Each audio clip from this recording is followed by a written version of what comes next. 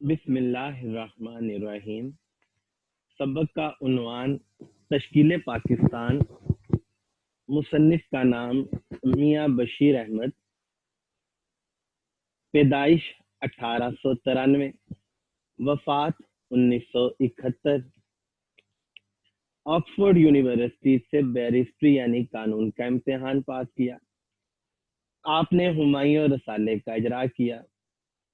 آپ پنجاب مسلم students federation کے صدر بھی رہے۔ آپ قائد اعظم کے قریبی ساتھی بھی تھے۔ 23 مارچ 1940 کے تاریخی جلسے میں ان کی یہ نظم پڑھی گئی: ملت کا پاسباں ہے محمد علی جناح۔ ڈیئر اسٹوڈنٹس، آپ کے سامنے صفحہ نمبر 6 کے 2 پیراگراف ہیں۔ ان 2 پیراگراف میں جو باتیں بتائی گئیں اب ہم ان پر بات کرتے ہیں۔ ہندوستان میں اسلامی حکومت جو تھی وہ کہنے میں یعنی نام کے طور پر تو اورنگزیب کی وفات یعنی 1707 کے 150 سال تک قائم رہی۔ 1707 میں 150 جمع کریں تو 1857، یعنی ہندوستان میں اسلامی حکومت جو تھی وہ اورنگزیب کی وفات تک تو بڑی شان و شوکت سے رہی، لیکن اس کی وفات کے بعد 150 سال تک وہ بس نام کی ہی حکومت تھی، وہ کام کی حکومت نہیں تھی۔ حکومت کی جو طاقت تھی وہ 18ویں صدی کے وسط تک ختم ہو چکی تھی۔ 18ویں صدی کا وسط یعنی 1750 سے لے کے 1760 میں حکومت کی طاقت، عمرہ کی طاقت وہ ختم ہو چکی تھی۔ اس کا وہ روب، اس کا وہ دبدبہ، اس کی وہ شان نہیں رہی تھی جو اورنگزیب کے عہد حکومت میں تھی۔ جب 19ویں صدی شروع ہوئی تو مسلمانوں کا سیاسی تنزل جو تھا اس کی تکمیل ہو گئی۔ جیسے 1803 میں انگریز جو تھے وہ دلی داخل ہوئے، تو آپ کو ایم سی کیوز بھی آ سکتا ہے کہ اورنگزیب کی وفات کب ہوئی؟ یہ 1707 میں ہوئی۔ انگریز دلی کب آیا؟ انگریز دلی 1803 میں آیا۔ تو اب جب مسلمانوں کا سیاسی تنزل چل رہا تھا تو بعض شخصیات ایسی آئیں کہ جنہوں نے مذہبی احیاء یعنی مذہبی علوم کو زندگی دینے کی کوشش کی اور معاشرتی اصلاح کرنے کی کوشش کی، جن میں شاہ ولی اللہ اور ان کے بیٹے شاہ عبد العزیز شامل ہیں۔ شاہ ولی اللہ نے کوشش کی اور شاہ عبد العزیز ان کے بیٹے نے کوشش کی، جس سے مسلمانوں میں مذہب سے متعلق واقفیت بڑھی۔ لیکن حقیقت یہ ہے کہ عوام کی حالت، مذہبی حالت بھی گری ہوئی تھی اور معاشرتی طور پر بھی مسلمانوں کی اور ہندوؤں کی جو رسمیں تھیں اس میں کوئی بہت زیادہ فرق نہیں رہ گیا تھا۔ اسی سیاسی تنزل کے ماحول میں، اسی معاشرتی تخریب یعنی معاشرتی خرابی کے وقت میں ایک مخلص اور مصلح یعنی اصلاح کار سید احمد بریلوی پیدا ہوئے۔ سید احمد بریلوی جو تھے انہوں نے 1831 سے لے کر 1816 سے لے کر 1831 تک 15 سال مسلمانوں کی مذہبی اور معاشرتی برائیوں کو دور کرنے کی کوشش کی۔ سید احمد بریلوی نے 1816 سے لے کر 1871 تک 15 سال مسلمانوں کی مذہبی اور معاشرتی برائیوں کو دور کرنے کی کوشش کی۔ 1826 میں انہوں نے سکھوں کے خلاف جہاد کیا اور اس میں 7,000 مجاہدین تھے اور انہوں نے پشاور کے قریب کامیابی حاصل کی۔ 1826 میں سید احمد بریلوی نے سکھوں کے خلاف جہاد کیا، ان کے پاس 7,000 مجاہدین تھے، پشاور کے قریب اللہ تعالیٰ نے انہیں عزت بخشی اور انہوں نے کامیابی حاصل کی۔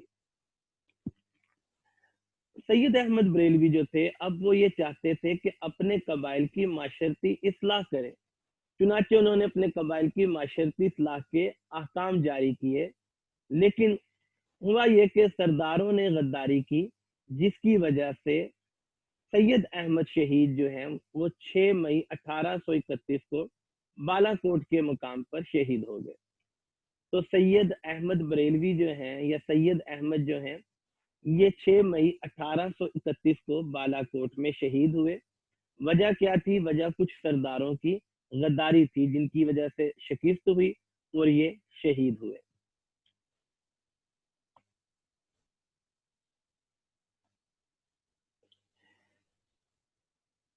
इसी दौरान बिहार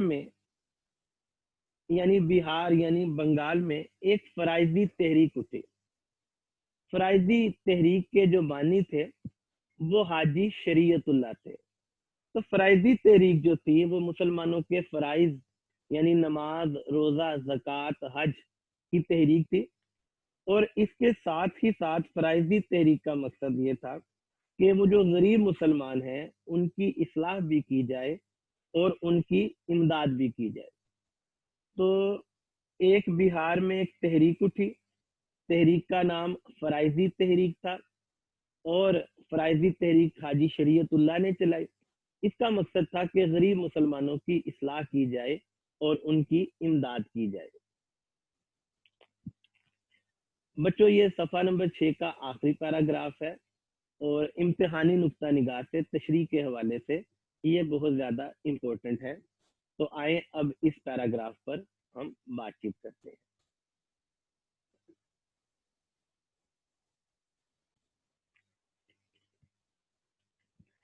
1857 में मुसलमानों की वो जो रही सही इज्जत थी, वो जो थोड़ी बहुत इज्जत थी, वो भी खत्म हो गई। 1857 में क्या हुआ कि हिंदुओं ने और मुसलमानों ने मिलकर अंग्रेजों के खिलाफ जंग लड़ी, जिसे जंगे आज़ादी 1857 कहते हैं। तो मुसलमान तो पहले ही अपनी शान शौकत खो चुके थे, अब वो जो थोड़ी बहुत इज्जत थी वो भी मिट्टी में मिल गई, वो भी खत्म हो गई और मुसलमान जो थे वो मुकम्मल तौर पर बिल्कुल गुलाम हो गए। अंग्रेजी हुकूमत 100 साल से उनकी जिल्लत के दर पे थी, यानी अंग्रेज जो थे वो तकरीबन 100 साल से मुसलमानों के पीछे पड़े हुए थे। यानी 1857 से 100 साल पहले अगर चले जाएं तो ये 1757 बनते हैं।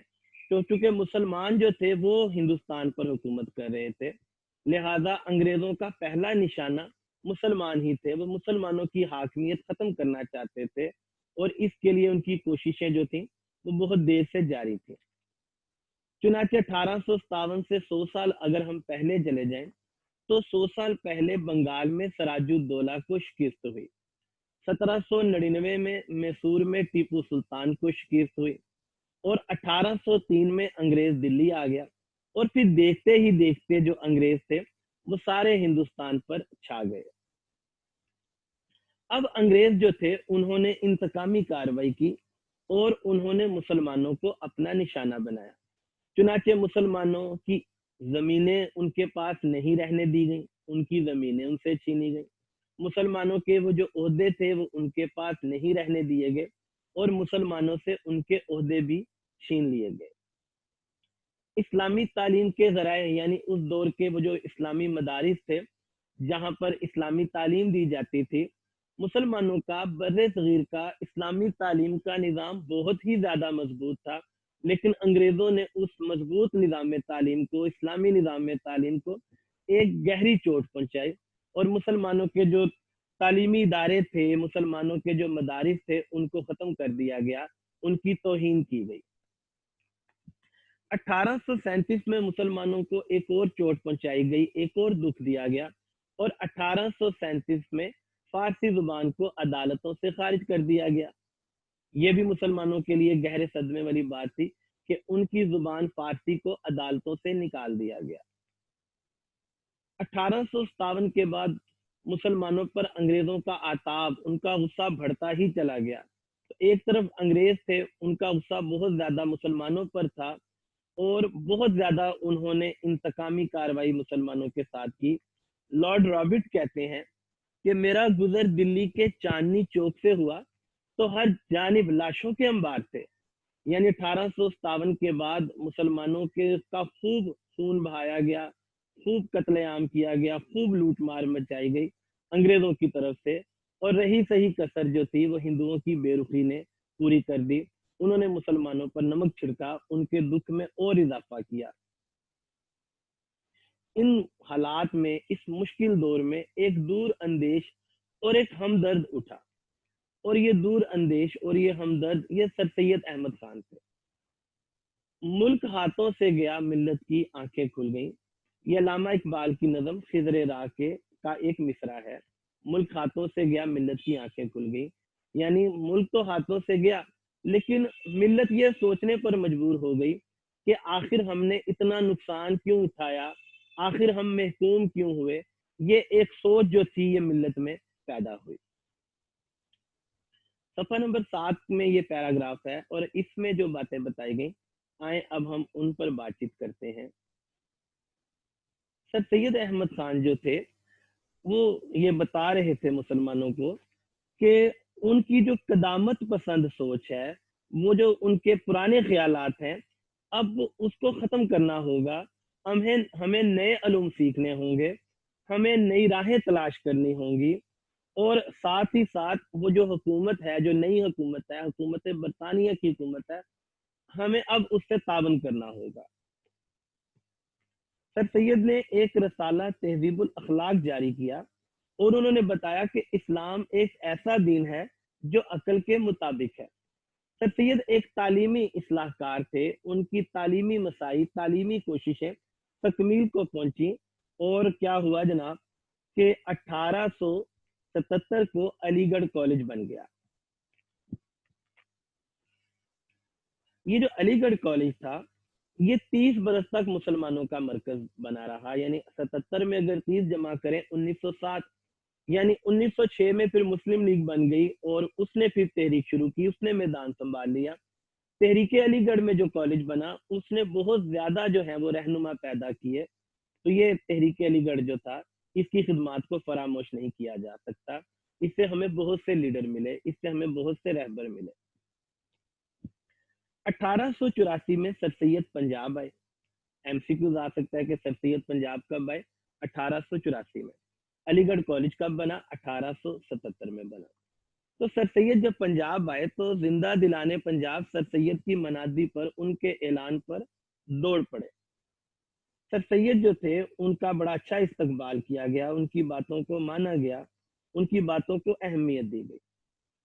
तो जैसा कोई प्यासा पानी पे आता है, ऐसे मुसलमानों ने, पंजाब के मुसलमानों ने सर सैयद की आवाज पर लब्बैक कहा। सर सैयद ने अंजुमन हमायत इस्लाम का इदारा लाहौर में कायम किया। उन्होंने मोहम्मदन एजुकेशनल कॉन्फ्रेंस 1886 में कायम की गई। मोहम्मदन एजुकेशनल कॉन्फ्रेंस का काम चंदा इकट्ठा करके तालीमी इदारे बनाना था। और फिर 1867 में बनारस में उर्दू हिंदी तनाज़ा हुआ, और हिंदू जो थे वो ये चाहते थे उर्दू जुबान को खत्म कर दिया जाए और मुल्क में भाषा जुबान राइज की जाए।